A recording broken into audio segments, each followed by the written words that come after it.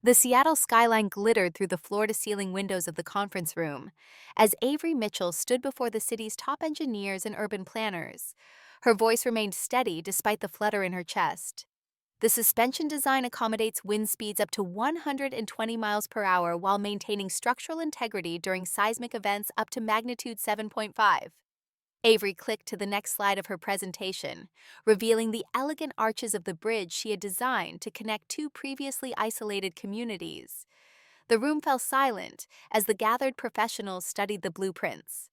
At 34, Avery had spent her career becoming the kind of engineer who could make concrete and steel appear to defy gravity, the kind who could transform mathematical equations into structures that would outlive her by centuries. Robert Chen, the project director, broke the silence. This is exceptional work, Avery. The integration of sustainable materials without compromising structural integrity is exactly what we needed. Murmurs of approval rippled through the room, followed by applause. Avery allowed herself a moment to breathe in the recognition before gathering her materials. Success felt like this clean lines problem solved, recognition earned through merit alone. 2 hours later, Avery sat behind the wheel of her 7-year-old Toyota, the Seattle rain beating a gentle rhythm against the windshield. The clock on her dashboard read 2:17 p.m. She had 7 hours of driving ahead of her from Seattle to Portland, where her parents' house waited with its familiar Christmas decorations, an unfamiliar sense of belonging. "You can do this," she whispered to herself, merging onto I-5 South. "It's just 3 days." The promotion to senior structural engineer had come through yesterday. After years of working weekends and staying late to perfect her designs, the recognition felt validating. Her salary would increase by 30%.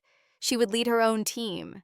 She could finally pay off the last of her student loans. Avery rehearsed the announcement in her mind as mile markers ticked by. She imagined her father's pride, her mother's joy, even her younger sister Natalie's congratulations. Perhaps this achievement would finally be enough. Perhaps this Christmas would be different. In the passenger seat lay carefully wrapped packages, a leather briefcase for her father Richard that had cost 2 weeks' salary, the silver bracelet her mother Eleanor had admired in a Seattle boutique, and the professional camera lens Natalie had casually mentioned wanting. Avery had begun setting aside money for these gifts in March, transferring a small portion of each paycheck into a special account labeled Family Christmas. She always bought presents that were slightly beyond her budget, as if the extra expense could somehow translate into the approval she craved. At the rest stop near Olympia, Avery checked her reflection in the bathroom mirror. She smoothed her chestnut hair, applied a touch of lipstick, and practiced her smile. "Perhaps this Christmas will be different," she whispered to her reflection, the words becoming a mantra with each mile. The rain eased as she crossed the Columbia River. Portland welcomed her with familiar streets and the growing knot in her stomach that always accompanied visits home. The Mitchell family house stood tall in the historic district, its Victorian architecture immaculately preserved under Richard's careful maintenance. Christmas lights outlined the roof and windows, and an artificial wreath adorned the front door. Inside, the scent of pine and cinnamon enveloped Avery as her mother rushed forward. "You made it just in time for dinner," Eleanor said, accepting Avery's hug with a quick pat on the back before turning toward the kitchen. "Your father opened the good wine." Natalie appeared at the top of the stairs, her designer jeans and cashmere sweater, a stark contrast to Avery's practical travel clothes. At 32, Natalie had the confident air of someone who had never questioned her place in the world. "The prodigal engineer returns," Natalie called, descending with theatrical flair. Her hug lingered longer than Eleanor's had. "How was the drive, that little Toyota still running?" 7 years old with 200,000 miles and still more reliable than most relationships, Avery replied, following her sister toward the dining room where Richard stood carving a roast. "There she is," Richard said without looking up from his task. "We were beginning to think you'd have to work through Christmas again." "Not this year," Avery said, thinking of the promotion announcement she had rehearsed. "Actually, I have some news. Natalie sold 3 designs to that boutique on 23rd, Eleanor interrupted, placing a bowl of mashed potatoes on the table. "The owner said her work reminds him of early Versace." Richard beamed at Natalie. "Always knew you had the creative genes in the family." Avery's news remained caught in her throat as she took her seat at the table. The familiar weight of invisibility settled over her shoulders like a heavy coat. "Pass the gravy, would you, Avery?" her father asked, already deep in conversation with Natalie about her latest design inspiration. Christmas Eve dinner proceeded as it always had, Natalie at the center of attention, parents orbiting around her achievements, Avery existing in the periphery. The practiced announcement about her promotion never found its opening. Morning arrived with pale winter sunlight streaming through the guest room blinds. Avery had been awake since 5, listening to the house settle and gather courage for the day ahead. Christmas morning in the Mitchell household followed traditions established decades ago. Breakfast casserole, then gifts opened one at a time in the living room, youngest to oldest. Avery descended to find the family gathered around the kitchen island, Natalie regaling their parents with a story about her latest client. The conversation paused briefly as Avery entered. "Coffee's fresh," Eleanor said, gesturing toward the pot before turning back to Natalie. After breakfast, they assembled in the living room. The artificial tree stood 8 feet tall, adorned with ornaments collected over decades, mostly commemorating Natalie's achievements. Dance recitals, art competitions, fashion shows. Natalie went first, tearing into packages with childlike enthusiasm despite being 32. She squealed over the camera lens from Avery, immediately testing its features. From their parents came a series of expensive gifts: designer shoes, a weekend spa retreat, and a small box that caused Natalie to freeze when she opened it. "No way," she whispered, lifting a set of shiny BMW keys. The metal caught the twinkling lights from the tree. Eleanor clasped her hands beneath her chin.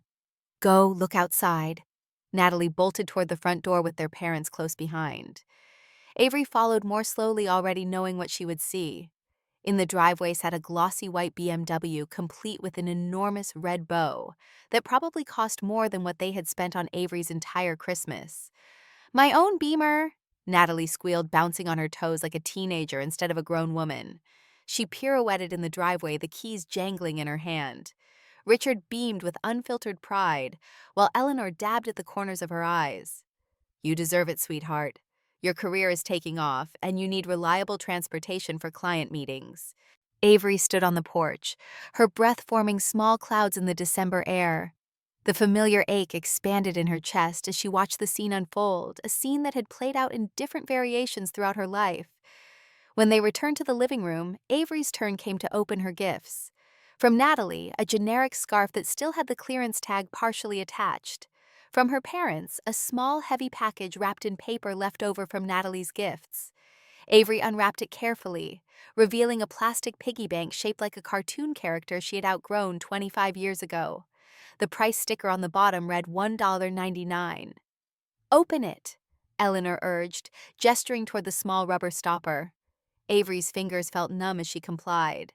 2 crisp $1 bills fluttered out onto her lap.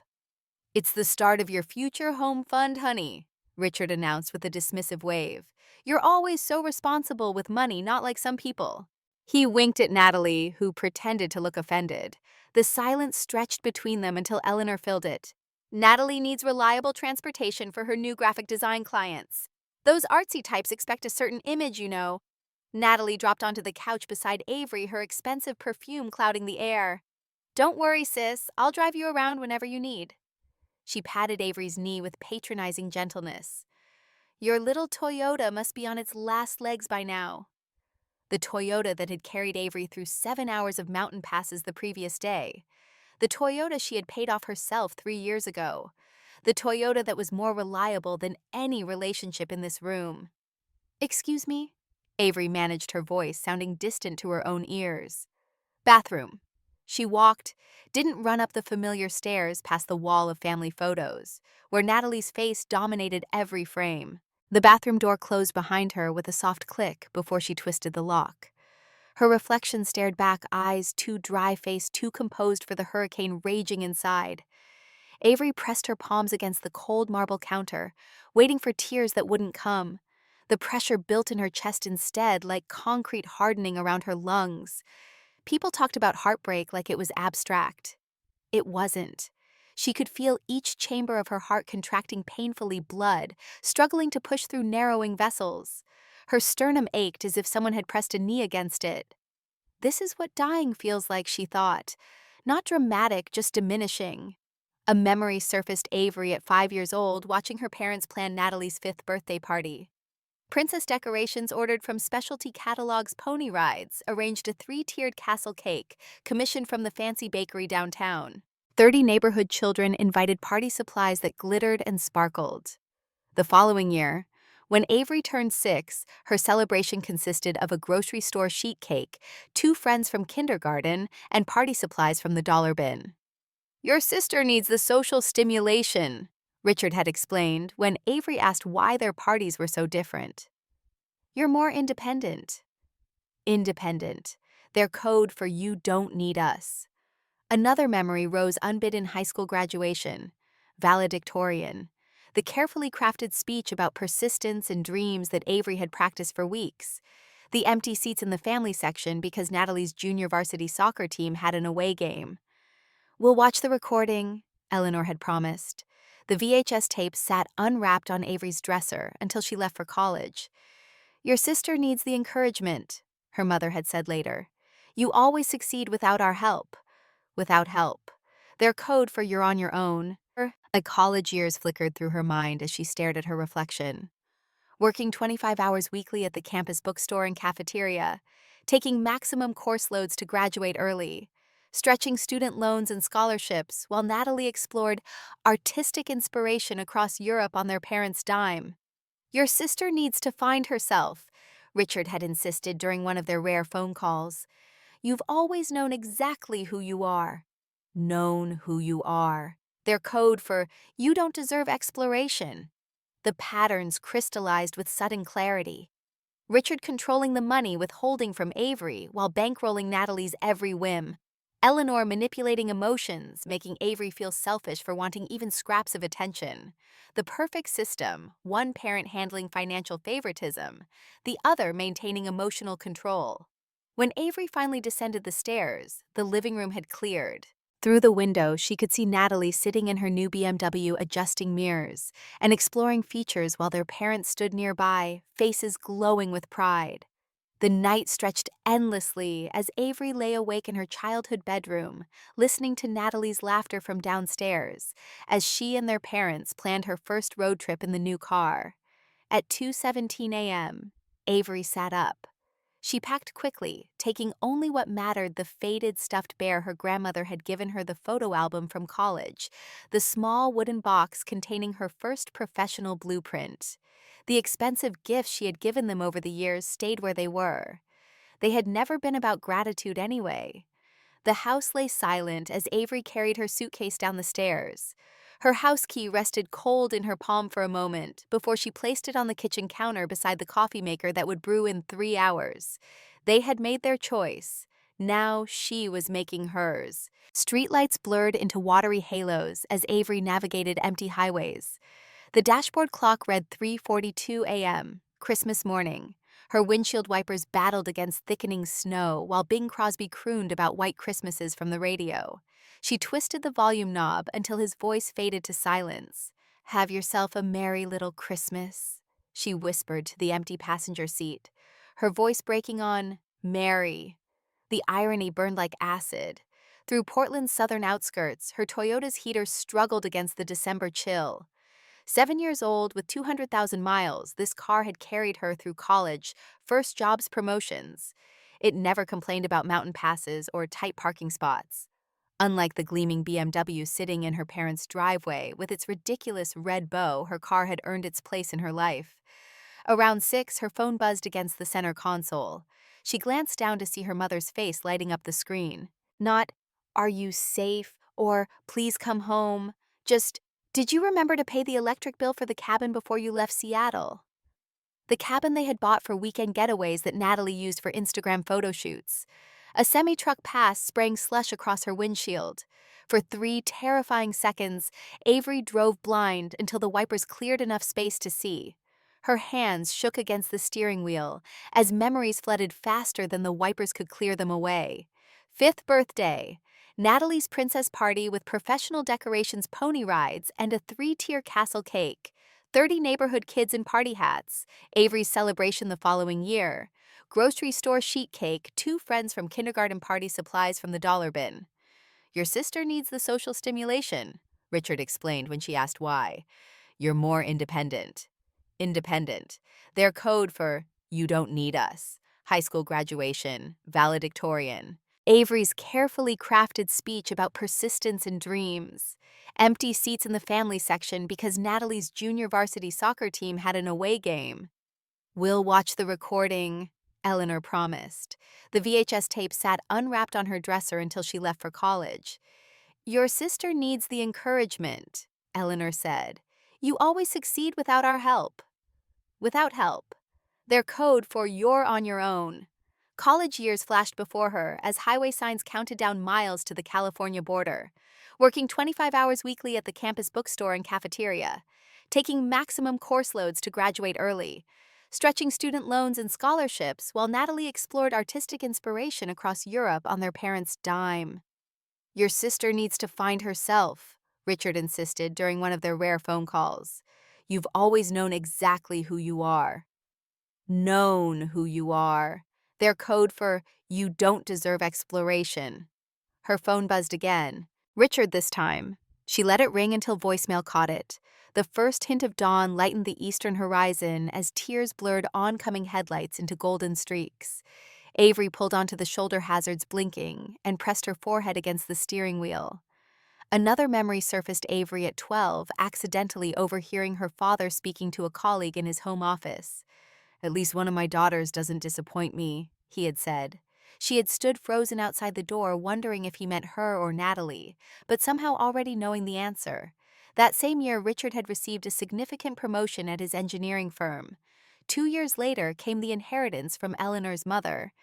The money had always been there, just not for Avery. The "we didn't have enough when you were going to college" explanation collapsed under the weight of reality. Avery had earned a partial scholarship to a prestigious engineering program, but still needed substantial loans. She had worked nights and weekends while maintaining a 4.0 GPA. Meanwhile, Natalie's fashion design education had been fully funded, including a year of inspiration traveling through Europe. The night before Natalie left for Milan, Avery had stayed up until 3 a.m. helping her sister pack ironing clothes and making travel checklists. The next day, Avery had worked a 36-hour shift at the campus cafeteria and bookstore to cover her own textbooks for the semester. Her phone rang again, not family this time. Sophia Perez, her college roommate turned lifelong friend. Where are you? Sophia's voice, warm and worried, filled the car through Bluetooth.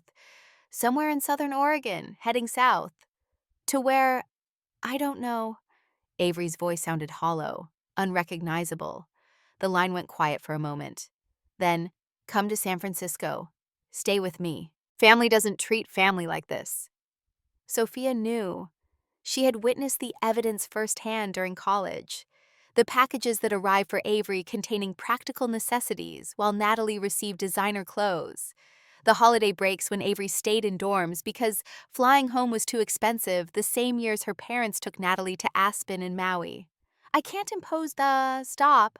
Sophia's voice turned firm. You've spent your whole life being the helper. Let someone help you for once. The words cracked something open inside Avery. Help. Such a simple concept, yet foreign to her experience. In her family, help flowed one direction toward Natalie, toward her parents, never toward her. Okay, she whispered, surprising herself. Text me your location every hour. Drive safe. I'm making up the guest room. The call ended. Avery eased back onto the highway wipers, clearing fresh snow. For the first time since leaving Portland, her shoulders lowered slightly from their defensive hunch. By 7:30 a.m., she crossed the California state line. The Welcome to California sign gleamed in early sunlight. Her phone screen showed 17 missed calls, 32 text messages. With deliberate motions, she turned off notifications from Richard, Eleanor, and Natalie. The silence felt weightier than any accusation. Her stomach growled, reminding her she hadn't eaten since yesterday's Christmas Eve dinner. A small roadside diner appeared ahead, its neon open sign a beacon in the morning light. Avery pulled into the nearly empty parking lot. Inside, warmth enveloped her like an embrace. Coffee-scented air and the sizzle of breakfast on a distant grill filled her senses. An older waitress with silver-streaked hair approached with a coffee pot. Rough night, she asked, filling a mug without waiting for an answer. Her name tag read Gloria. Rough life, Avery muttered. then felt immediately embarrassed by the melodrama. Gloria didn't flinch. "Honey, I've been serving coffee for 40 years. I know heartbreak when I see it." She studied Avery's face. "Family or boyfriend?" "Family." She nodded, sliding a menu toward Avery. "Blood makes you related. Love and respect make you family." Her weathered hand rested briefly on Avery's. "The special's good today, comes with extra bacon." Avery ordered the special and wrapped her hands around the coffee mug. Gloria's words echoed as she watched snowflakes dissolve against the window glass. "Blood makes you related. Love and respect make you family." For 34 years, she had been related to the Mitchell family. Perhaps it was time to find out what being part of a real family felt like. 3 weeks later, Avery sat on Sophia's guest bed, staring at her phone vibrating against the nightstand for the 13th time that morning. Richard's number. Again. She counted to 10 before silencing it, adding his call to the growing cemetery of voicemails she refused to resurrect. The first week their messages held confusion. The second concern. Now in week 3, they had evolved into something darker: manipulation wrapped in parental authority.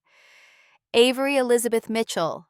Richard's latest voicemail thundered through the speaker when she finally checked. "If you don't return this car immediately, I'll report it stolen. This childish behavior has gone on long enough." The Toyota. Her Toyota. The one with her name on the title and 7 years of paid-off receipts. She crushed a throw pillow against her stomach, swallowing the acid that rose in her throat. Eleanor's message followed. "The doctor says my blood pressure is dangerously high because of the stress you're causing. Is that what you want? For me to end up in the hospital because you're being selfish?" Avery deleted them both without responding, though her finger hovered over the screen longer than she cared to admit. Her temporary sanctuary in Sophia's spare bedroom felt both foreign and familiar. The walls were painted a soft terracotta that caught the morning light, warming the space in ways her Seattle apartment never did. On the dresser, her laptop displayed an email she had rewritten 14 times. "Dear Mr. Sanderson, I'm writing to formally request a transfer to the San Francisco office effective immediately." Her finger clicked send before she could reconsider. No family connections, no favors called in. Just her work record, her reputation, her worth as a structural engineer. 3 hours later, the approval arrived in her inbox. Just like that, as if she had always been capable of creating her own path. "You got it." Sophia appeared in the doorway, reading her expression. Her dark curls framed a face lined with genuine happiness for Avery. The concept still felt foreign, someone celebrating her accomplishments without making them about themselves. "I start Monday," Avery confirmed. "Now I just need to find a place. Already called Andrea from book club. She manages apartments in Mission District, rent control, safe building, 20-minute walk to your new office." "You didn't have to." "I wanted to." Sophia cut her off, dropping onto the bed beside her. "Friends help friends, no strings attached, novel concept for you, I know." The words hit their mark. No strings, no obligations, no scorekeeping. The tears Avery had been holding back for 3 weeks threatened to break through. Sophia slid a business card onto her laptop. "I made you an appointment too. Dr. Talia Chen, Tuesday at 4. The card read, "Talia Chen, PhD, Family Therapy." "I'm not crazy," Avery whispered. "No," Sophia agreed. "But you've been carrying something heavy for a very long time. It might help to put it down somewhere safe." On Tuesday afternoon, Dr. Chen's office smelled like lemon furniture polish and old books. The therapist wore reading glasses on a beaded chain and sensible shoes that made no sound on the carpet. She didn't rush to fill silences, just waited while Avery struggled to form words that had never been spoken aloud. "Favoritism." She finally said the word, hanging between them like a newly discovered planet. "My entire life." "And how did that make you feel?" Dr. Chen asked. "Like I was worth exactly $2, Avery answered. Dr. Chen nodded slowly. "Avery, it seems you've been trained to believe your value comes from being useful." The observation struck with such precision that Avery physically flinched. "Tell me about your father," Dr. Chen continued. "You mentioned he's an engineer too." "Was. Never made it past mid-level. He always blamed office politics. But from what I gathered over the years, he wasn't actually very good. The admission felt like betrayal. He wanted a son to follow in his footsteps, got 2 daughters instead. And you became the son he never had. Avery had never considered it that way. I guess I did. I excelled in math and science, built things, became the engineer he couldn't be. While your sister became the creative spirit my mother abandoned to be a housewife. The patterns clarified as she spoke them aloud. Mom wanted to be a fashion designer, gave it up when she married Dad. She poured all that into Natalie. So, in a way, Dr. Chen said carefully, neither of you were allowed to simply be yourselves. You became vessels for your parents' unfulfilled ambitions and disappointments. Avery felt something shift inside her chest, a loosening of a knot she hadn't realized was there. In family systems, Dr. Chen continued, we sometimes see children assigned roles. The chosen child and the scapegoat child, the golden child versus the invisible one. Natalie versus me, Avery whispered. I'd like you to start keeping a journal, Dr. Chen suggested as their session neared its end. Write down moments when you felt dismissed or invisible, but also note the gendered expectations placed on you. The pressure to be perfect, responsible, unemotional traits, often expected of sons, not daughters. Later that week, Andrea showed Avery an apartment in Mission District. The space was small, 650 square feet, with a kitchenette barely wide enough for a refrigerator. But the windows faced west, catching afternoon sunshine that spilled across hardwood floors. It became hers by nightfall. She bought a futon, a lamp, and a small desk. Nothing more. The emptiness felt intentional rather than impoverished. Space to grow into. Sophia dragged her to a community center the following Saturday. Pottery class, she announced. You need something that isn't work or therapy. Avery protested until her hands sank into cool clay, feeling it yield and resist simultaneously. The instructor, a woman with silver hair and paint-spattered overalls, stood behind her. Don't force it, she murmured. Listen to what it wants to become. Her fingers trembled as they shaped something from nothing. By class end, she had created a small, imperfect bowl with uneven edges. It was hideous and beautiful and entirely hers. While walking home, Avery noticed a woman about her age waiting at a bus stop. She wore a NASA t-shirt under a blazer. I like your shirt, Avery said, surprising herself with the initiation. The woman smiled. Thanks, I'm Maya. I work at the research center. Avery, structural engineer. No way we need more women in STEM. Maya's face lit up. A bunch of us meet Thursdays for happy hour. Women engineers, scientists, coders. You should come. Avery started to decline automatically, then stopped herself. I'd like that. The first video call came 4 weeks after Christmas. Avery answered on the third ring, steeling herself against the familiar surge of guilt their faces triggered. Where have you been? Richard demanded immediately. His face filled the screen red with indignation. Your mother has been worried sick. Behind him, Eleanor dabbed at eyes that remained strategically dry. San Francisco, Avery answered calmly. I transferred offices. Without discussing it with us first, Eleanor interjected, pushing into frame. How could you be so inconsiderate? The old Pole tugged at Avery's chest. Apologize, placate, make it right. But Dr. Chen's words echoed, your feelings are valid. Their reactions belong to them, not you. I needed space, she said instead. Space from what? Richard barked. From family, from responsibility, from growing up.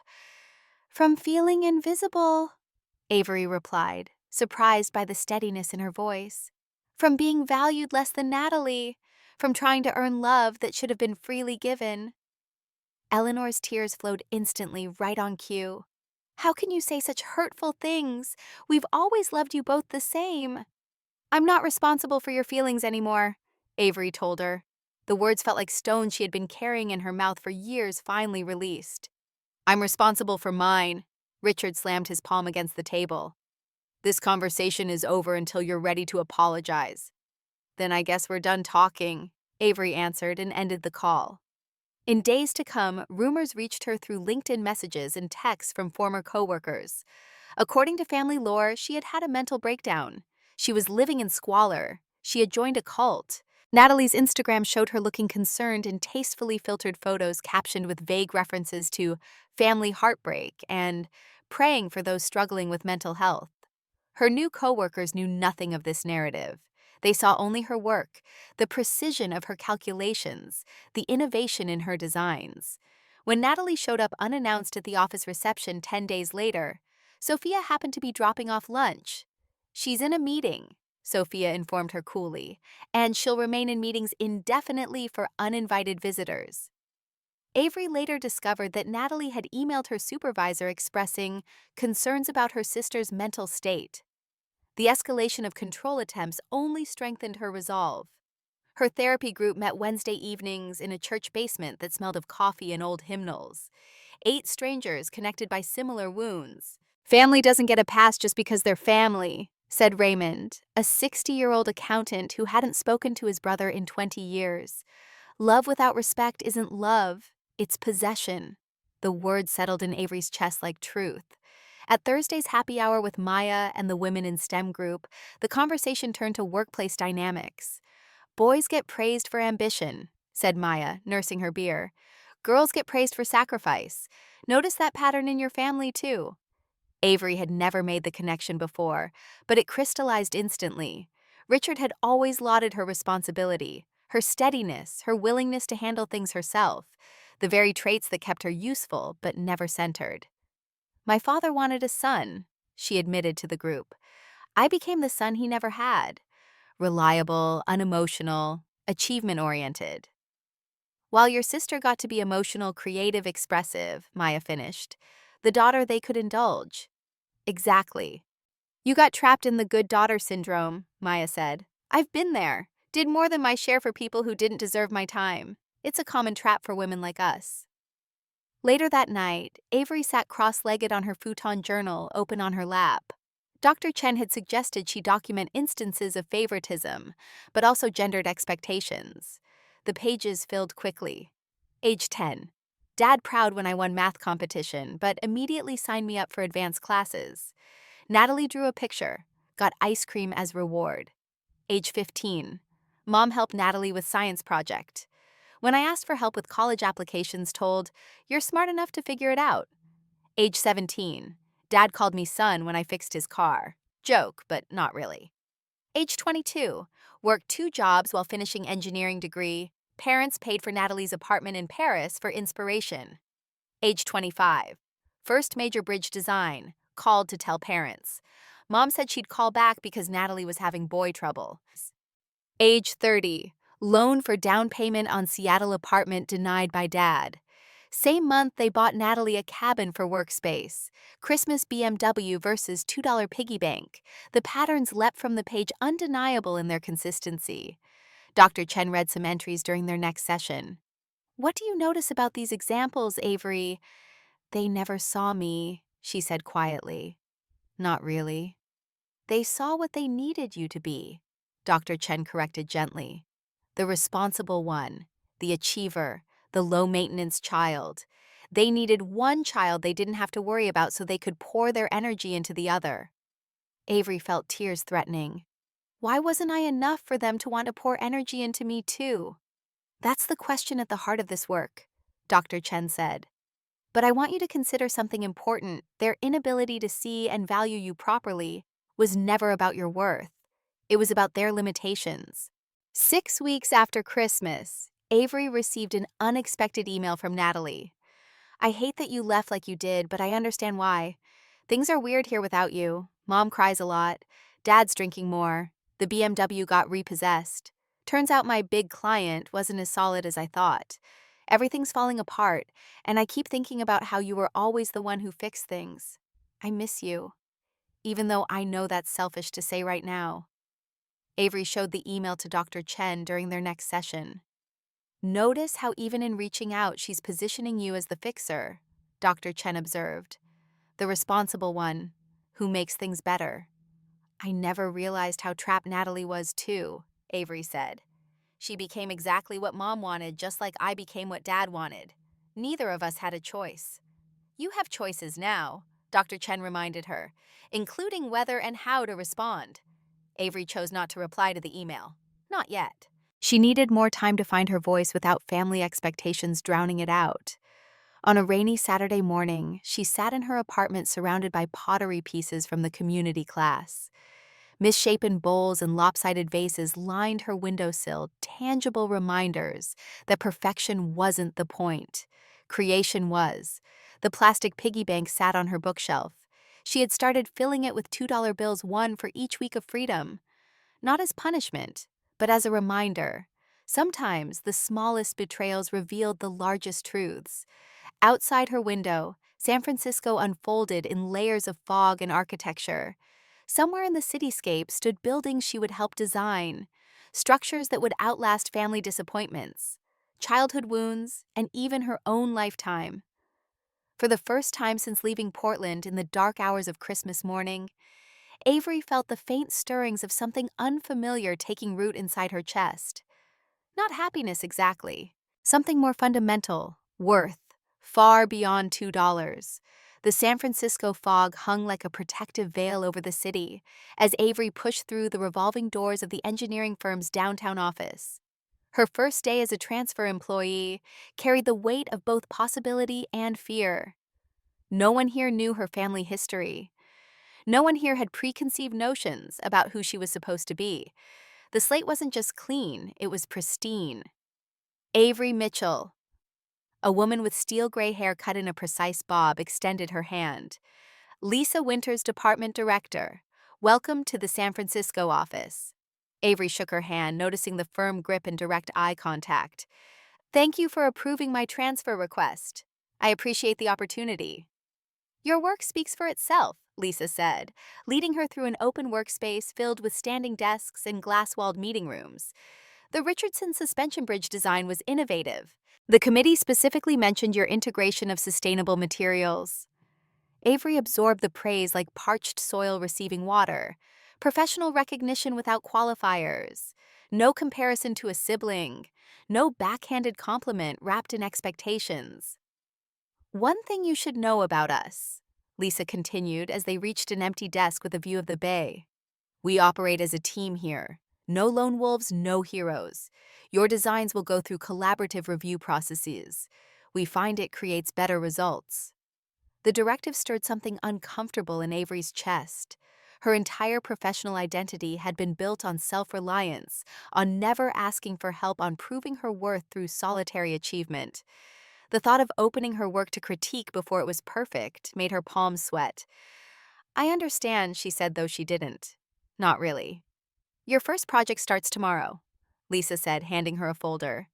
The Haight Street pedestrian bridge. Small scale but high visibility. The team meeting is at 9. That evening, Avery paced her small apartment, flipping through the project details with growing anxiety. The design parameters were straightforward, but the collaborative approach felt foreign and threatening. What if the team thought her ideas were insufficient? What if they saw through her to the imposter she sometimes feared she was? She called Sophia, whose practical advice had become a lifeline. They're going to expect me to share unfinished work, Avery explained, her voice tight. I've never done that. My designs have always been perfect before anyone else saw them. And that approach has worked well for you professionally, Sophia acknowledged.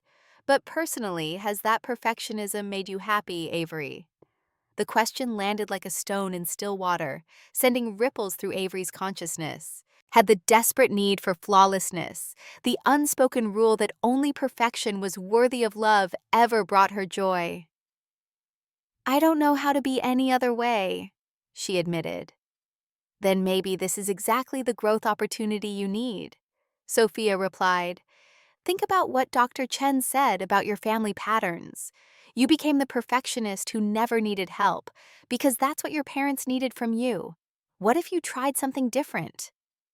The next morning, Avery entered the team meeting with the same deliberate calm she used when calculating load-bearing capacities, precise methodical emotion set aside. 5 engineers sat around a circular table, Lisa Winters at the head. Everyone, this is Avery Mitchell transferring from Seattle, Lisa said. Avery, meet your team for the Haight Street project.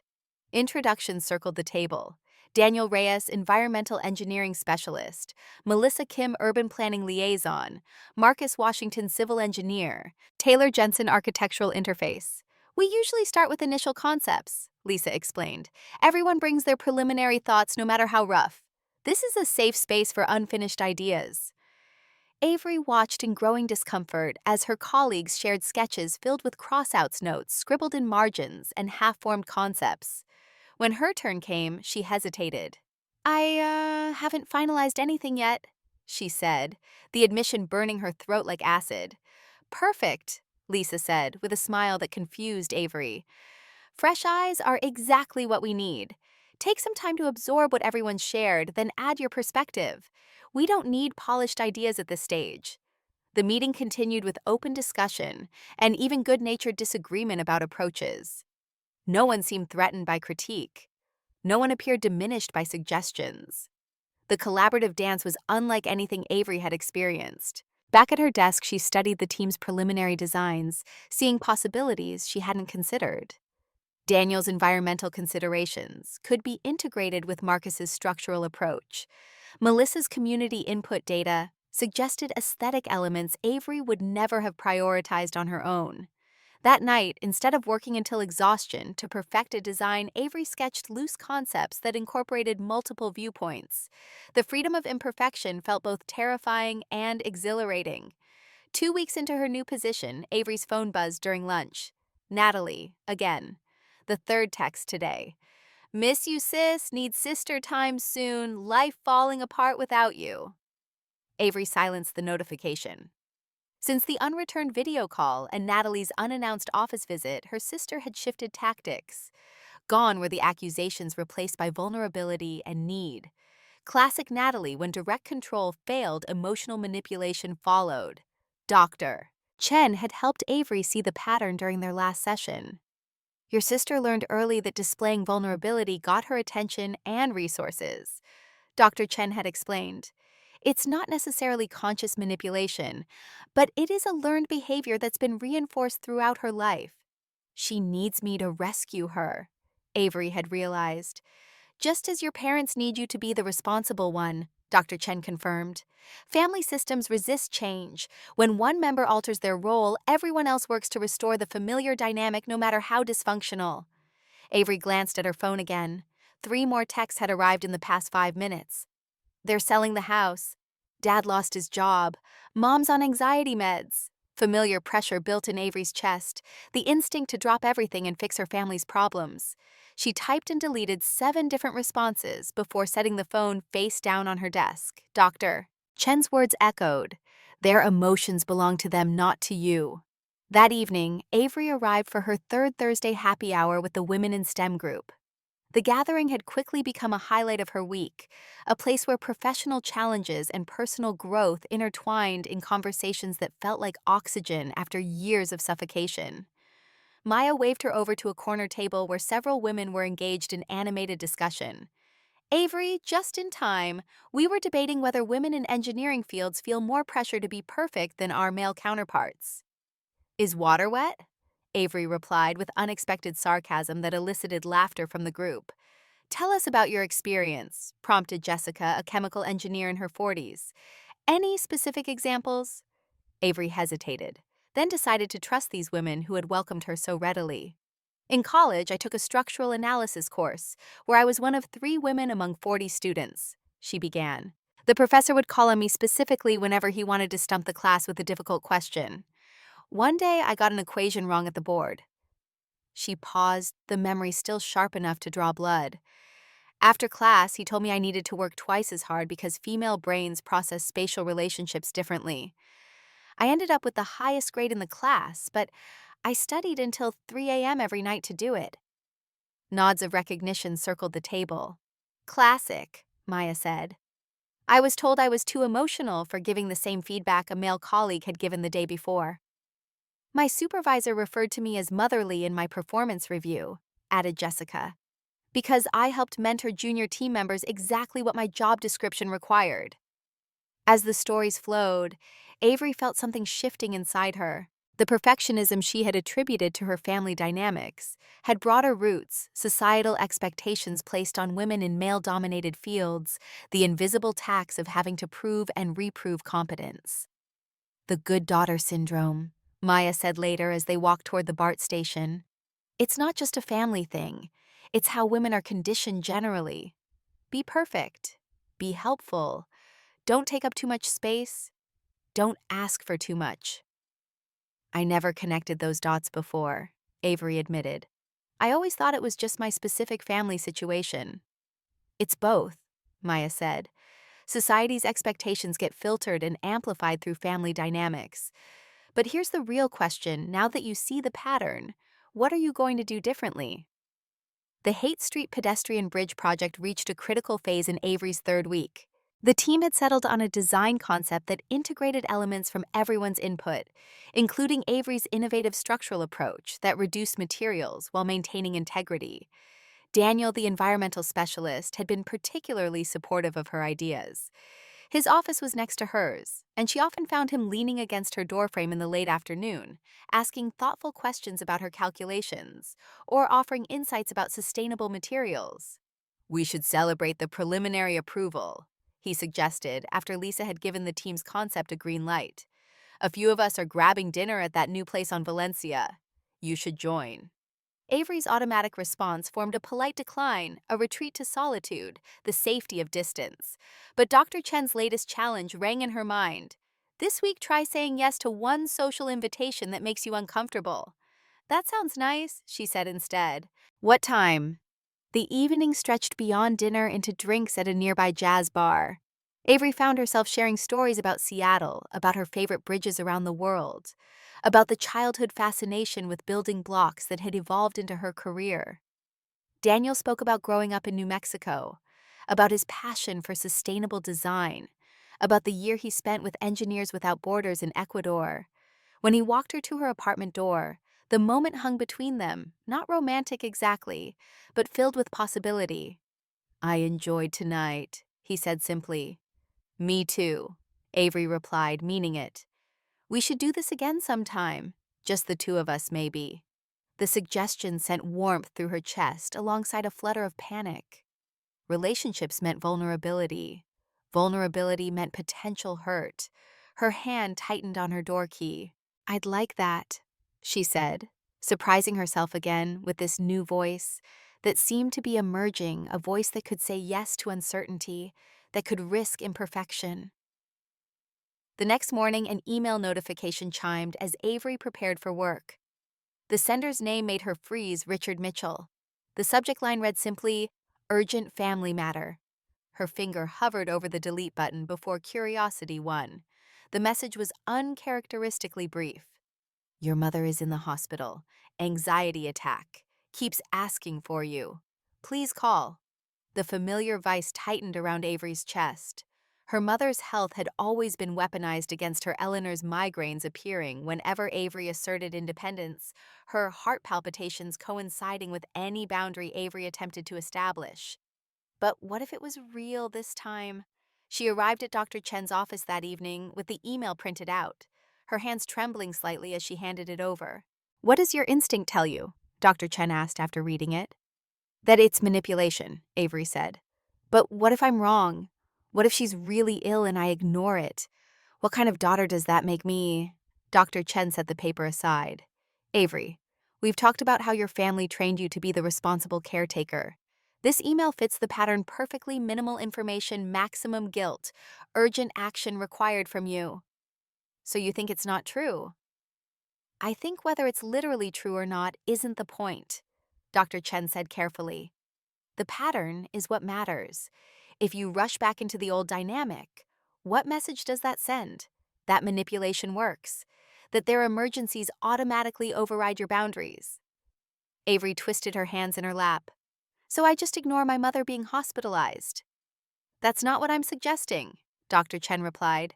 There are options between dropping everything to rush to her side and complete disregard. You could call the hospital directly to verify her condition. You could express concern without assuming responsibility. You could acknowledge the situation without abandoning your boundaries. The possibility of a middle path hadn't occurred to Avery. In her family, everything was binary, all in or all out, perfect or worthless, responsible or selfish. After her session, Avery sat in her car and dialed the main number for Portland Memorial Hospital. Yes, they confirmed Eleanor Mitchell was a patient. No, it wasn't critical, she was under observation for anxiety and would likely be released tomorrow. With this information, Avery composed a careful email to her father. I've confirmed Mom is in the hospital. I hope she receives the care she needs and recovers quickly. Please keep me updated on her condition. No promises to visit, no assumption of responsibility, no apology for maintaining her distance, just acknowledgement and appropriate concern. Richard's reply came within minutes, a lengthy diatribe about family obligation and Avery's selfishness. The final line confirmed Dr. Chen's assessment. If you cared at all, you'd be on the first plane to Portland. Avery forwarded both messages to Dr. Chen with a simple note. You were right. The emergency was the hook, not the reality. The next day, a familiar figure appeared at the engineering firm's reception desk. Natalie. Again. But this time Avery had been warned by the front desk, giving her a moment to prepare. Should we call security? The receptionist asked, clearly remembering the previous incident. No, Avery decided. I'll see her. Natalie looked different from their Christmas encounter. The designer clothes remained, but her usual polished appearance had slipped. Dark circles shadowed her eyes, and her highlighted hair had grown out, showing darker roots. When she saw Avery, her face crumpled. You wouldn't answer my texts, she said accusingly. Avery led her to a small conference room away from curious colleagues. What are you doing here, Natalie? Mom's in the hospital. I know, I called the hospital directly. She's being released today. Natalie's expression flickered with surprise before regrouping. Dad lost his job. The house is being foreclosed. Everything's falling apart and you're just living your best life in San Francisco like nothing's happening. The familiar guilt rose in Avery's throat before she recognized the pattern. This was the family playbook: create crisis, demand rescue, maintain the dynamic. I'm sorry things are difficult, she said carefully. That must be really hard for all of you. Natalie blinked, clearly expecting a different response. Perhaps an offer of money, a promise to return, an assumption of responsibility. That's it. Sorry things are difficult. We're your family. Avery. Yes, you are. Avery agreed. And I care about you. But I can't fix these problems for you. I'm not asking you to fix anything. I just need... Natalie stopped abruptly. What? What do you need, Natalie? Her sister's eyes filled with tears. I need my big sister. The one who always knew what to do. The one who made everything okay. For the first time, Avery saw the situation from Natalie's perspective. Her little sister had been raised to believe that Avery would always handle the difficult things that Natalie's role was to need rather than to provide. It wasn't entirely Natalie's fault she had been shaped by the same dysfunctional system. I can't be that person anymore, Avery said gently. It wasn't healthy for either of us. Then what am I supposed to do? Natalie's voice cracked. I don't know how to handle any of this. The BMW got repossessed. My design clients dried up when they realized I couldn't deliver what I promised. Dad's drinking all day since he got fired. Mom's falling apart. I'm drowning Avery. Compassion welled in Avery's chest, but not the kind that erased boundaries. This was compassion that could coexist with self-protection. I can't solve those problems for you, she repeated, but I can support you in finding your own solutions. Have you considered therapy? Natalie scoffed. Therapy, that's your answer. It's been helping me understand our family patterns, Avery said. How Mom and Dad created roles for us that weren't healthy. How we both got trapped in those expectations. Natalie's defensive posture softened slightly. What do you mean? I was the responsible one, the achiever, the fixer. You were the creative one, the emotional one, the one who needed taking care of. But those weren't choices we made, they were roles assigned to us. Natalie stared at her, something shifting behind her eyes. I've never thought of it that way. I could give you Dr. Chen's number. She might be able to recommend someone in Portland. I can't afford therapy, Natalie said, the admission clearly costing her pride. I can barely make rent. Avery considered her response carefully. The old pattern would be to immediately offer money to rescue. The new pattern required something different. I can help you make a budget, she offered. Look at your expenses, prioritize necessities. But I can't just write checks, Natalie. That would put us right back in the old dynamic. Natalie's face hardened. So you'll let us lose the house. Let Mom have another anxiety attack. Let Dad drink himself to death, all because you're too selfish to help. And there it was, the manipulation tactic that had worked for decades. Make Avery responsible for everyone's well-being. Frame her self-care as selfishness. No one is going to die if I don't rescue the situation, Avery said, surprised by her own clarity. Mom's anxiety is treatable with proper medical care. Dad's drinking is his responsibility. The house… She paused, remembering something. Wait, isn't the house paid off? Dad mentioned that years ago. Natalie's gaze shifted away. There's a second mortgage and a home equity line of credit. Dad used it to invest in some business venture that failed, and to buy my car. The BMW. Of course, the symbol of parental favoritism had been purchased with borrowed money against the family home. The irony wasn't lost on Avery. I'm sorry, Natalie. That sounds incredibly stressful, but I can't fix it. Can't or won't, Natalie challenged, tears streaming now. Both, Avery admitted. I can't fix problems that aren't mine to solve, and I won't put myself back into a situation that was destroying me. Natalie stood abruptly. I always knew you were selfish. All those years pretending to be the perfect sister. But when we really need you, you abandon us. The accusation would have devastated Avery just weeks ago. Now she recognized it as the desperate attempt. It was a final effort to trigger the guilt that had always worked before. I love you, Natalie. That hasn't changed. When you're ready to build a relationship based on mutual respect instead of rescue and dependence, I'll be here. Natalie left without another word, her exit as dramatic as her entrance had been. Avery remained in the conference room waiting for the familiar wave of guilt and responsibility to crash over her. It didn't come. In its place was a strange mixture of sadness and peace, grief for the healthy family she had never had, acceptance of the reality she was now choosing to see clearly. When she returned to her desk, Daniel glanced up with concern. Everything okay? Receptionist said your sister showed up again. Family drama, Avery explained, surprised by her willingness to share even this much.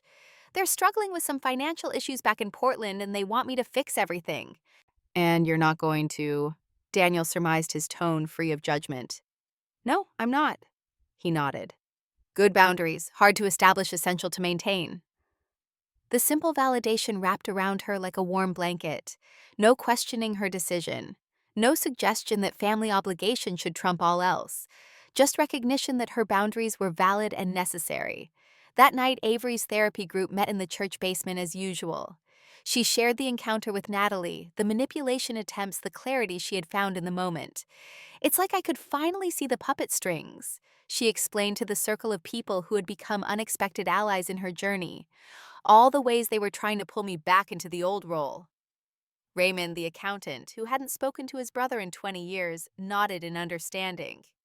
The guilt trips never stop. My brother still sends messages through mutual friends about how I've destroyed the family by refusing to bail him out of his financial messes. How do you deal with it? Avery asked. I remind myself that I didn't destroy anything. I simply stopped enabling the destruction that was already happening. He smiled sadly. It gets easier. Not easy, but easier. On Saturday morning, Sophia accompanied Avery to her pottery class. The instructor, Meredith, had become another unexpected mentor in Avery's expanding circle of support. Clay remembers, Meredith often said. Every touch, every hesitation, every moment of force, it all shows in the final piece. Today, Avery's hands moved with growing confidence as she centered a lump of clay on the wheel. The transformation from shapeless mass to deliberate form never ceased to amaze her. How pressure applied in the right places could create something entirely new. You're getting quite good, Meredith observed, watching Avery's technique. Your early pieces were so tight, so controlled. These newer ones have more breath in them. Breath, space, room to exist without every molecule being forced into perfect alignment. Meredith gestured to the vase taking shape under Avery's hands. See how the walls have variation. That's not weakness, it's character. After class, Sophia helped Avery carry her finished pieces to the car. 3 bowls and a vase each bearing the marks of her learning process. Not perfect, but increasingly intentional. I have a date tonight, Avery confessed as they drove toward her apartment. Sophia's eyebrows shot up. With the environmental engineer Daniel. Yes, just dinner, nothing fancy. This is huge, Sophia exclaimed. Your first date since moving here. My first date in 2 years, Avery admitted. Work always took priority in Seattle. Or was made to take priority, Sophia suggested gently. Because relationships require vulnerability, and vulnerability wasn't safe in your family system. Avery shot her friend a look. Have you been talking to Dr. Chen behind my back? I don't need to. Anyone who knows your history can see the pattern. Sophia squeezed Avery's arm affectionately. I'm proud of you for taking this step. It's just dinner, Avery protested. It's never just dinner. It's you opening yourself to possibilities, to connection, to the chance of both joy and pain. That evening, Avery prepared for her date with uncharacteristic attention to her appearance. She had always prioritized function over form, practical clothes, minimal makeup, hair styled for efficiency rather than impact. Tonight, she took time with each element, choosing a deep blue dress that complemented her eyes, applying makeup that enhanced rather than concealed, letting her chestnut hair fall in loose waves around her shoulders. The woman who gazed back from the mirror looked both familiar and strange, recognizable features, arranged into a new expression of self. Daniel arrived precisely on time, his appreciative glance communicating more than words could have. They walked to a nearby restaurant, the conversation flowing with surprising ease. He asked about her pottery class. She inquired about his work with Engineers Without Borders. They discovered shared passions for hiking obscure documentaries and spicy food. Over dessert, the conversation turned more personal. You mentioned family drama earlier this week, Daniel said carefully. I hope things have settled down.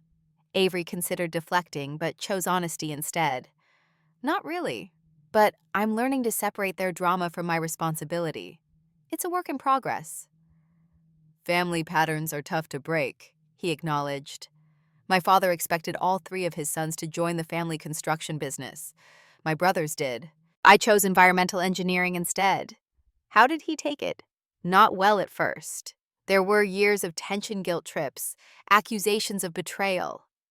Daniel's expression softened. But eventually he saw that I was happier and more successful following my own path.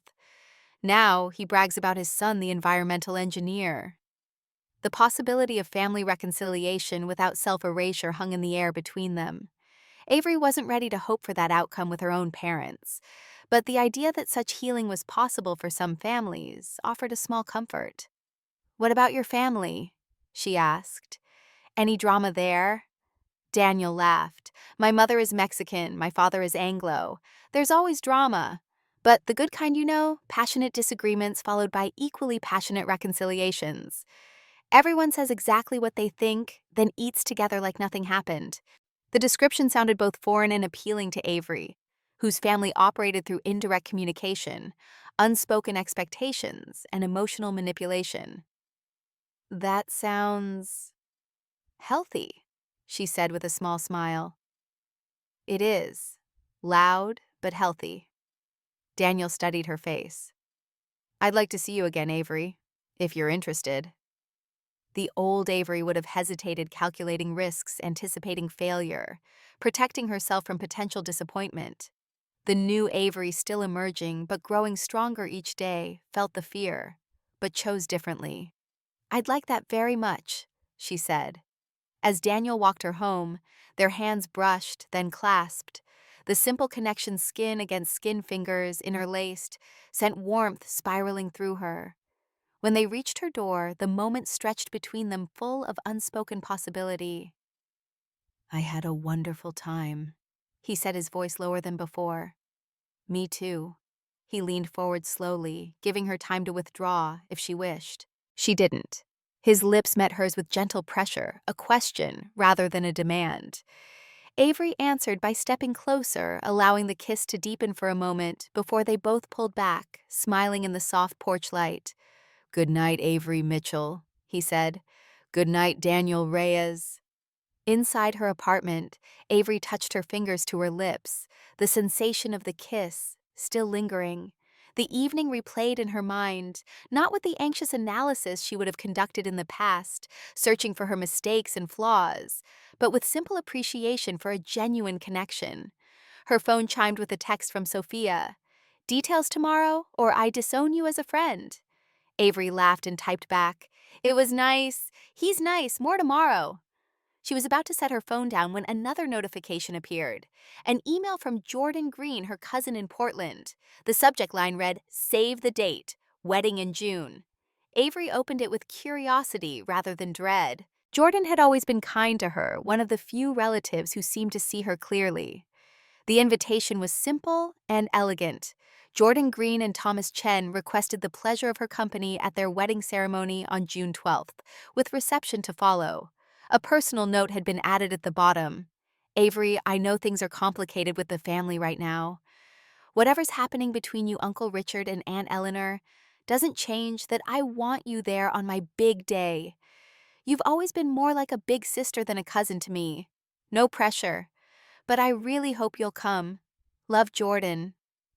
The warmth of the invitation contrasted sharply with the manipulation tactics her immediate family had been employing. This was a genuine desire for her presence, not an attempt to control or extract something from her. Avery typed a quick reply. "Jordan, I wouldn't miss it for the world.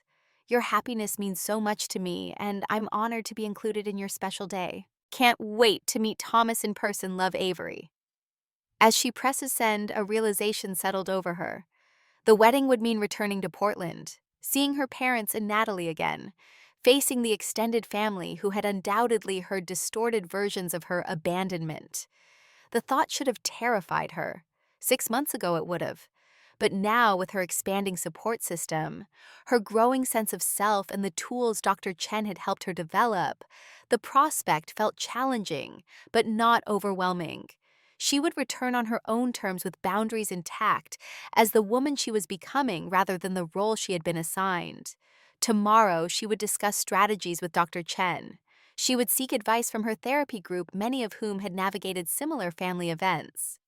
She would continue building her new life while preparing to face the old one. But tonight, she would simply appreciate how far she had come from the woman who fled in the dark hours of Christmas morning worth only $2 in her family's estimation, to someone discovering her true value one day. One boundary, one authentic choice at a time. 6 months after Christmas, Avery's apartment had transformed. Pottery lined the windowsills, each piece marking her progression from rigid perfectionism to a more organic aesthetic. A proper bed had replaced the futon. Framed blueprints of her bridge designs hung alongside abstract watercolors she had purchased from local artists. The bookshelf held engineering textbooks, pottery manuals, and novels, a physical manifestation of her expanding identity beyond the confines of work. On this particular morning, sunlight streamed through the west-facing windows, casting a golden glow across the hardwood floors. Avery stood before the full-length mirror, studying her reflection with an appraising eye. The midnight blue silk dress draped elegantly across her shoulders, skimming her curves without apology. 3 fittings had ensured it hung perfectly, an uncharacteristic indulgence for a woman who had spent most of her life in practical, unmemorable clothing. "The color of power, not reconciliation," she had told Dr. Chen during their last session discussing her wardrobe choice for cousin Jordan's wedding. Now, with the event just one day away, Avery turned to assess the dress from different angles. She looked like herself, but a version she had never allowed to fully emerge, confident, present, unapologetic. Her phone chimed with a text from Daniel. "Flight still on time. Looking forward to meeting you at the hotel tomorrow evening." Daniel had offered to accompany her to Portland, understanding the emotional weight of returning to face her family. Avery had declined explaining that this first confrontation needed to be navigated alone. But his willingness to support her, his respect for her decision, and his promise to fly up the following day for the actual wedding had further confirmed what she had been discovering over the past 4 months of dating: that mutual respect and genuine care could exist without manipulation or sacrifice of self. "Still on schedule," she texted back. "Nervous but ready." She packed methodically, choosing outfits that reflected her new self rather than blending into the background as she once had. Into a leather portfolio went the evidence she had been compiling, the photo album documenting decades of favoritism, financial records, showing the disparity in parental support, even birthday cards with their telling messages. Dr. Chen had called it reality anchoring, tangible proof to counteract the gaslighting she anticipated. Your family will try to make you question your perception, Dr. Chen had warned. They'll insist you're exaggerating, that you've always been treated equally, that your memories are distorted. Having concrete evidence isn't about winning an argument, it's about holding on to your truth when they try to rewrite it. As Avery zipped her suitcase closed, her gaze fell on the plastic piggy bank sitting on her bookshelf. She had continued adding $2 bills, one for each week of freedom, now totaling 26. The collection had transformed from a bitter reminder to a talisman of growth. The following afternoon, Portland greeted Avery with familiar rain, the droplets beating on her coat as she exited the cab in front of the Magnolia Hotel. She had deliberately chosen accommodations 4 blocks from the wedding venue and far from her parents' house, creating physical distance to match the emotional boundaries she intended to maintain. After checking in, she stood at the window of her fourth-floor room, watching the city she had once called home. Somewhere across those rain-washed streets, her family was preparing for tomorrow's wedding. Undoubtedly, they had constructed narratives about her absence, about her mental breakdown, about her abandonment of family responsibility. Tomorrow would test every boundary she had established, every insight she had gained, every ounce of self-worth she had reclaimed. Her phone buzzed with a text from Aunt Martha. "Your parents are looking for you. They're in the library at the venue, said it's important, before the rehearsal dinner." Of course they were. The preemptive strike, the attempt to control the narrative before she could appear on her own terms at the rehearsal dinner. "Thanks, Martha," she typed back. "I'll find them after I help Jordan with her veil." Another message appeared almost immediately. They mentioned something about a family emergency. Avery laughed out loud, the sound startling in the quiet hotel room. Emergency. Their default tactic when other manipulation attempts failed. The Mitchells were nothing if not consistent. At the venue Magnolia Gardens, Avery slipped through the back entrance and made her way to the bridal suite. Jordan looked up from her makeup chair, her face lighting with genuine pleasure. "Avery, you came early." She rushed forward in her silk robe, embracing her cousin tightly. "I was afraid you might cancel with everything going on." "Nothing could keep me from your wedding," Avery replied, returning the hug. "You look beautiful." "And you look different," Jordan observed, stepping back to study her. "Good different, strong different." "I feel different," Avery acknowledged. "Aunt Eleanor and Uncle Richard are here somewhere," Jordan said, her tone careful. "They've been asking when you'd arrive." "I know," Aunt Martha texted. "Apparently there's a family emergency they need to discuss." Jordan rolled her eyes. "The only emergency is that they can't control the narrative anymore. The whole family's buzzing about how you've abandoned them, while simultaneously hearing about your big promotion and successful life in San Francisco." "I'm not surprised," Avery said, finding herself remarkably calm. "How's Natalie handling all this?" "Strangely subdued, actually. She's been working 2 jobs since the BMW got repossessed. Looks tired all the time." Jordan lowered her voice. "Between us, I think she's been humbled a bit. Life without the golden child treatment isn't as easy as she thought." An attendant appeared, gesturing toward the clock. "Miss Green, we need to finish your makeup if you want to be ready for photos." "Go," Avery urged. "I'll deal with my parents before the rehearsal. Better to get it over with." The library door felt heavier than physics should allow as Avery pushed it open 30 minutes later. Eleanor sat ramrod straight in a high-back chair, tissues already clutched in her hand. Richard paced by the fireplace, his movements sharp and contained. Natalie stood by the window wearing a dress that clearly cost more than her current financial situation should permit, though the repossessed BMW was nowhere to be seen. "Avery, thank God." Eleanor rose, arms outstretched. "We need to talk as a family."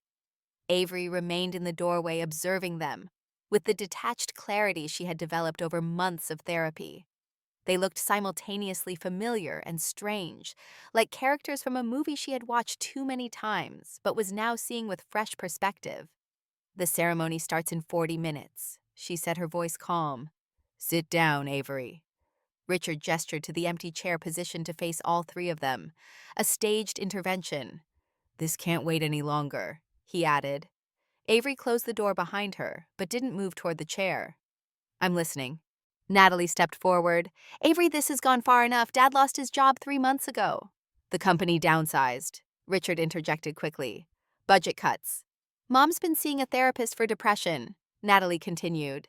Eleanor dabbed at dry eyes. We're selling the house. The perfect trifecta. Financial crisis, health concerns, and guilt, wrapped in one neat package. 6 months ago, Avery would have crumpled under the weight of their expectations, apologized for something that wasn't her fault, and offered to help. Today, she walked to the indicated chair, set her purse beside it, and sat with her spine straight. I'm sorry to hear about your job, Dad. And Mom, I'm glad you're getting help. Their faces registered confusion at her calm response. Didn't you hear what we said?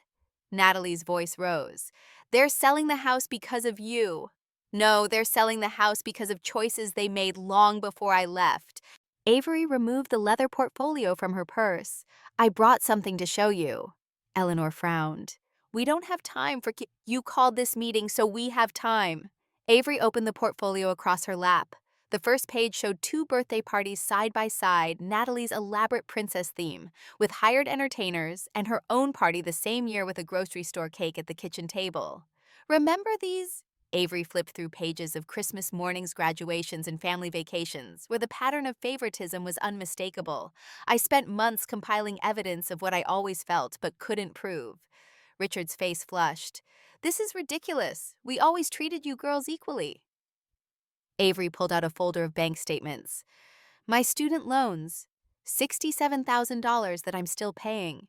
Natalie's education, fully funded, including her year in Europe for art inspiration. Natalie shifted uncomfortably. That's not fair. You chose engineering. That was your decision. It was my passion, Avery corrected.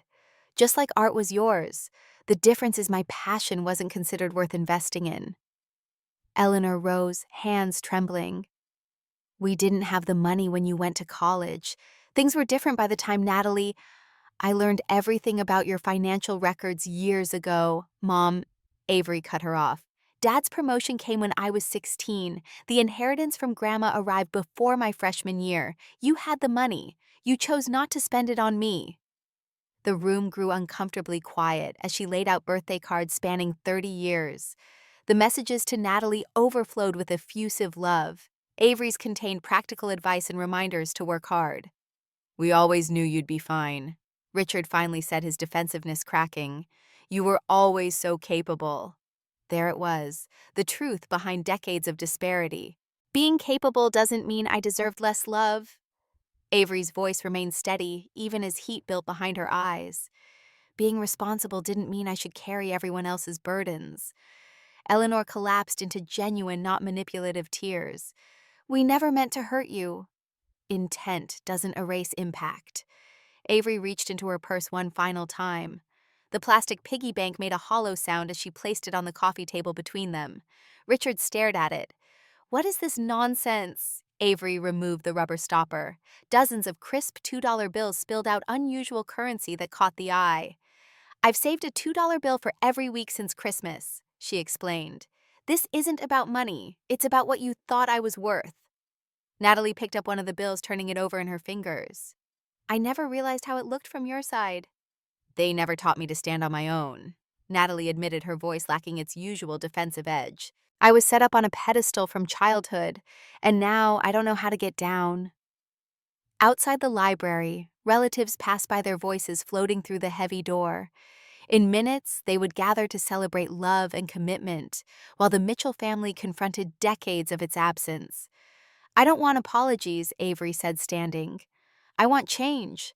I'll consider reconciliation under 2 conditions: family therapy and respect for my boundaries. Richard opened his mouth to argue, but Eleanor placed her hand on his arm. We'll do it, she said, surprising them all. Whatever it takes. Then she added more quietly, your father was right about one thing. You are like him, the engineer, the builder, the logical thinker. That's why we treated you differently. Richard's face contorted with an emotion Avery had never seen him express: shame. You reminded me of what I could have been, He admitted reluctantly. smarter, more successful. It made me uncomfortable. And you, Eleanor turned to Natalie, were my second chance at a creative life I gave up. I pushed you into design because I wanted to live through you. The admission hung in the air, raw and painful, but finally honest. Avery gathered her evidence and the piggy bank, but left its contents on the table. That's yours to keep, a reminder of what happens when you value one child over another. Walking toward the door, she paused with her hand on the knob. I need to take my seat for the rehearsal. My friend Maya is saving me a place. As she stepped into the hallway, her back straight and heart lighter than it had been in months, she heard Natalie whisper to their parents, "She's different now." Natalie was right. The woman who left that Christmas morning carrying nothing but grief and resolution was gone. In her place stood someone who finally understood her own worth wasn't measured by what others thought she deserved, but by what she refused to accept. The rehearsal dinner unfolded with the expected mix of sentiment and formality. Avery sat with Maya, who had flown in that morning to provide moral support, deliberately choosing a table far from her immediate family. Curious relatives approached throughout the evening, their questions thinly veiled attempts to gather information about the family rift. "You're looking well, Avery," Uncle Simon commented, clasping her hand. "That job in San Francisco must agree with you." "Senior project manager now," she replied, the words still tasting new on her tongue. His eyes widened. "No kidding. That's wonderful." More relatives orbited toward her as the evening progressed. Cousin Michael confessed he had always noticed the different treatment. Aunt Martha hugged her too tightly, whispering, "Your father lost his job 3 months ago. Your mother's on anxiety medication." Avery absorbed each revelation with the strange detachment of someone watching waves break against a shore from which they had retreated to higher ground. After dinner, Natalie approached Avery on the terrace. The evening air carried the scent of roses from the garden below. "The BMW got repossessed," she blurted out without preamble. "I'm drowning in debt. Design clients dried up. Dad can't help anymore." Her voice cracked. "I don't know how to do this, Avery. I never learned how to stand on my own." The confession hung between them. 7 months ago, Avery would have immediately offered Solutions money and a place to stay. The old Avery would have added this burden to her collection. Instead, she placed her hand gently on Natalie's arm. "That sounds really hard, Natalie." She felt compassion without responsibility, a distinction that had taken months of therapy to learn. "I'm sorry you're going through that." Natalie's eyes widened slightly at the response. Compassion without rescue. "I can help make a budget," Avery offered, "but I can't fix this for you." Natalie swallowed hard. "I'm trying therapy, you know. Dr. Winters. She says I have something called learned helplessness, that I was trained not to solve my own problems." "That sounds about right," Avery agreed. "How's it going?" "Hard, really hard." Natalie's gaze drifted toward the garden. "Sometimes I'm angry at Mom and Dad for setting me up to fail like this. Other times I'm angry at myself for not seeing it sooner." "The anger is part of the process," Avery said, remembering her own journey through that emotion. "It gets easier. Not easy, but easier." Over Natalie's shoulder, Avery saw Jordan in her pre-wedding glow, surrounded by bridesmaids. Tomorrow would bring its own challenges. But standing on this terrace with the weight of family expectations sliding off her shoulders like water, she realized she was no longer afraid. The next morning, Daniel arrived as promised, his steady presence a comfort as they prepared for the wedding ceremony. "How did it go with your family?" he asked as they walked from the hotel toward Magnolia Gardens. Avery considered the question carefully. "Better than expected, actually. There were real moments of honesty. Whether that translates to lasting change remains to be seen." "Change takes time," Daniel said, "and consistent effort. And boundaries," Avery added. "Lots of clear, firm boundaries." The ceremony was beautiful in its simplicity. Jordan radiated happiness as she exchanged vows with Thomas, their genuine affection evident in every glance and touch. Avery sat with Daniel and Maya, deliberately placing herself in the middle of a support system, rather than beside her parents as the seating chart had originally dictated. At the reception, Eleanor approached their table visibly nervous. "You look beautiful, Avery," she said, her eyes taking in the midnight blue dress. "That color suits you." "Thank you," Avery replied, neither cold nor overly warm. "I was hoping we might talk," Eleanor continued.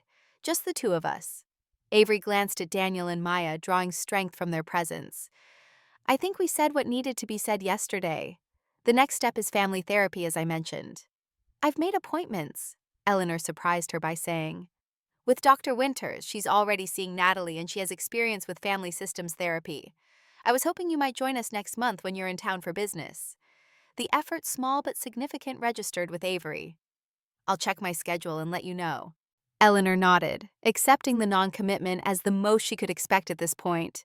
"Your father is trying in his way. He's joined AA, 3 weeks sober." "That's good to hear," Avery said, and meant it. Richard's drinking had been a background constant in their family dynamics, never acknowledged, but always impacting their interactions. As Eleanor walked away, Maya squeezed Avery's hand. "You handled that beautifully. Compassionate but boundaried." "6 months ago, I would have immediately agreed to whatever she asked," Avery admitted, "would have rearranged my entire schedule to accommodate them." "And now?" Daniel asked. "Now I understand that healthy relationships involve give and take from all sides. They're taking their first steps. I'm acknowledging the effort without overcommitting." The rest of the reception passed in a blur of music, dancing, and surprisingly genuine connections with extended family members, who seemed to appreciate the more authentic Avery. When she and Daniel returned to the hotel that night, she felt a strange mix of exhaustion and exhilaration. "You survived," he said as they stood in the hallway between their rooms. "More than survived," she corrected. "I held my ground. I spoke my truth. I didn't collapse back into old patterns." Daniel kissed her gently. "I'm proud of you, and also a little in awe." In that moment, with his warmth and admiration wrapping around her like a protective cloak, Avery allowed herself to consider possibilities she had previously kept at arm's length. A future where partnership didn't mean sacrifice, where love didn't require erasure of self, where she could be both strong and vulnerable, independent and connected.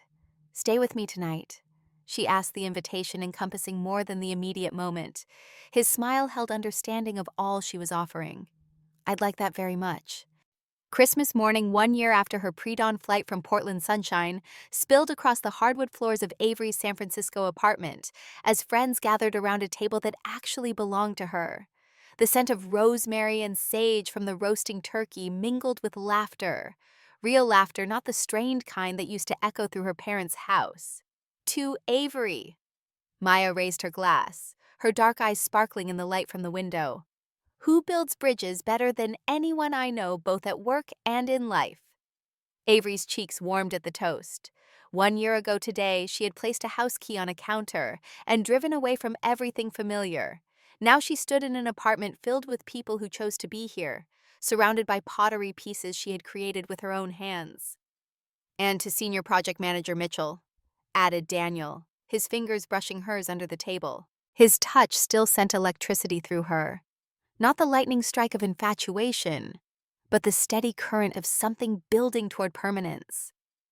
"Whose team finished the Richardson Tower project 2 weeks ahead of schedule?" he continued proudly. Daniel understood deadlines and structural integrity, an environmental engineer who valued sustainability in buildings and relationships alike. When he had first asked her to coffee 10 months ago, she had almost declined. Old habits of self-sacrifice died hard. Dr. Chen had called it progress when she said yes. The kitchen timer chimed, saving her from having to acknowledge their praise. Some changes took longer than others. "Need help?"